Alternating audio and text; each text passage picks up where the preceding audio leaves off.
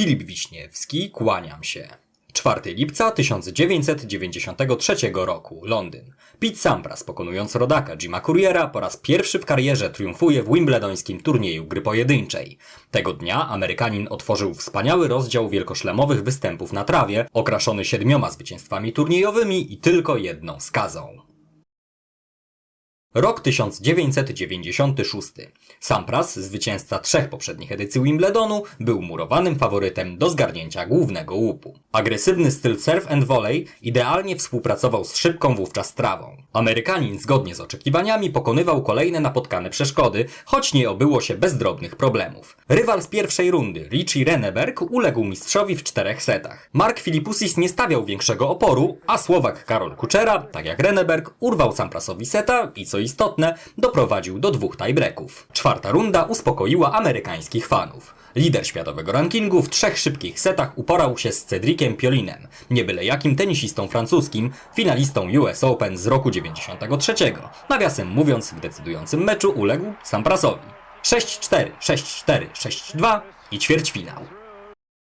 W cieniu mistrza marsz w stronę 1/4 finału uskuteczniał m.in. Richard Krajicek. Holender legitymujący się znakomitym podaniem lubił szybkie korty Wimbledonu i eksperci zawsze klasyfikowali go w grupie tzw. kandydatów do gry w drugim tygodniu. Rozstawiony z numerem 17 syn czeskich imigrantów w drodze do ćwierćfinału stracił tylko 1 seta, a w 4. rundzie pokonał samego Michaela Stisia, triumfatora najbardziej prestiżowego turnieju wielkoszlemowego w roku 1991. 5. etap wiązał się jednak z bardzo wysokimi progami.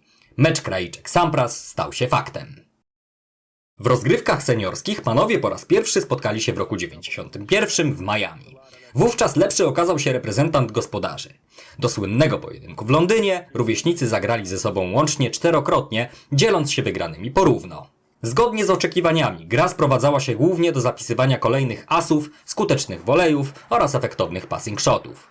Krajicek zmagał się z pewnymi problemami na początku spotkania. Zaciekle bronił się przed przełamaniem i ostatecznie wyszedł z kryzysu obronną ręką. W międzyczasie po raz pierwszy, ale nie ostatni, dała o sobie znać kapryśna angielska pogoda. Z powodu opadów deszczu mecz na jakiś czas przerwano. Po wznowieniu pojedynku przy stanie 5-6 z perspektywy Samprasa oraz jego podaniu doszło do pierwszego przełamania.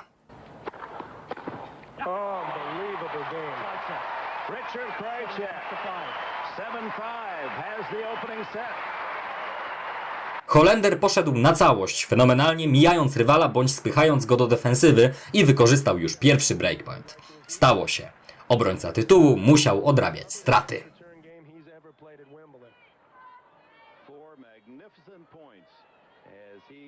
Zanim dograliśmy pierwszego seta, zaczęło padać. Mieliśmy kilka godzin przerwy, co dało nam obojgu trochę czasu na przemyślenia.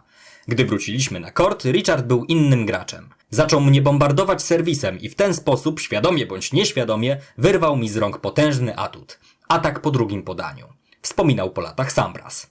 W drugim secie, przy stanie 2-1 z perspektywy Holendra, do gry po raz kolejny weszła aura. Pojedynek ponownie przerwano, a tenisiści wrócili na kort po dłuższej chwili, tym razem grając już w bardziej sprzyjających warunkach.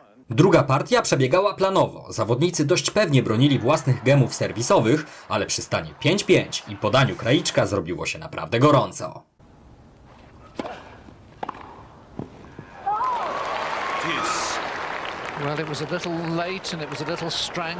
Pistol Pete był naprawdę bardzo blisko celu. Ostatecznie Holender wyszedł z opresji i w kolejnym gemie sam postanowił pogrozić oponentowi palcem. Sampras zażegnał niebezpieczeństwo ryzykownym wolejem.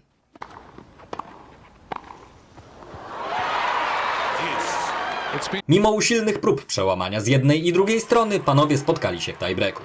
Tiebreaku, który błyskawicznie wymknął się spod kontroli Samprasa. Minęło kilka chwil, a Krajicek prowadził już 5-0. 3 set points.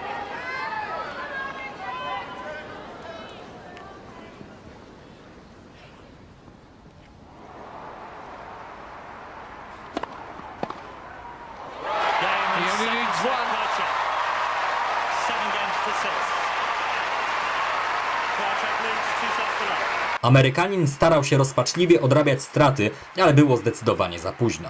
Swobodny return na 7-3 w dogrywce i przede wszystkim 2-0 w setach. Sampras stanął pod ścianą. Sam nie grał fenomenalnie, a rywal wszedł na obłędny, niszczycielski poziom. Wydawało się wówczas, że pomocną dłoń może wyciągnąć jedynie pogoda. I tak się stało. Przy stanie 1-1 w secie trzecim znowu zaczęło kropić. Co więcej, nad Londynem powoli zapadał zmrok i po krótkiej chwili stało się jasne, że mecz rozłożony zostanie na 2 dni.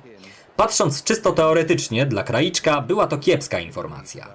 24-latek ewidentnie miał fenomenalny dzień, który mógł się już nie powtórzyć. A Sampras, jako wyśmienity taktyk, wraz ze sztabem szkoleniowym miał czas na ochłonięcie i przeprogramowanie swojej gry. Tyle teoria. W praktyce, po powrocie na kort, mecz absolutnie nie zmienił swojego przebiegu.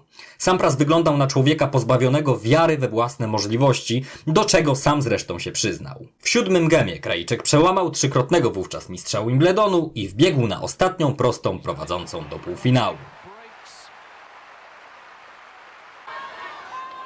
Thank you. Thank you.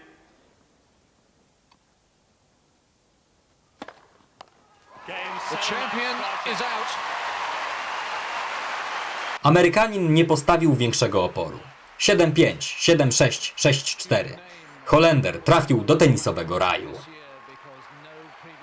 W tegorocznym turnieju Richard grał lepiej ode mnie. Przez ostatnie 3 lata nikt mnie tu nie pokonał, więc mogę powiedzieć, że to był mój najtrudniejszy test i go oblałem. Serwy miały taką siłę, że nie byłem w stanie ich złamać, a jego returny i backhandowe passing shoty naprawdę mnie zaskakiwały. Tak mecz podsumował Pete Sampras. Wiedziałem, że drugiego dnia Pete może mieć lepszy dzień, nie tylko pod względem taktycznym, ale także pojedynczych uderzeń. Gdyby zaczął serwować i returnować lepiej, wszystko mogłoby się zdarzyć, powiedział zaś Kraiczek.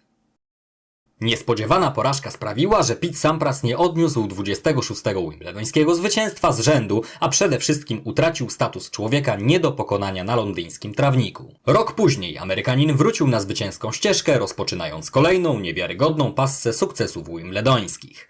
To jednak temat na osobny odcinek.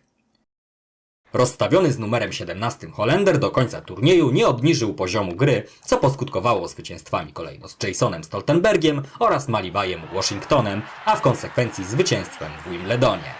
Kraiczek przez cały turniej grał na niewiarygodnym pułapie, zwłaszcza serwisowym, i całkowicie zasłużenie zgarnął tytuł. Zachęcam do subskrypcji kanału oraz odwiedzin moich profili społecznościowych. Linki w opisie. Do usłyszenia.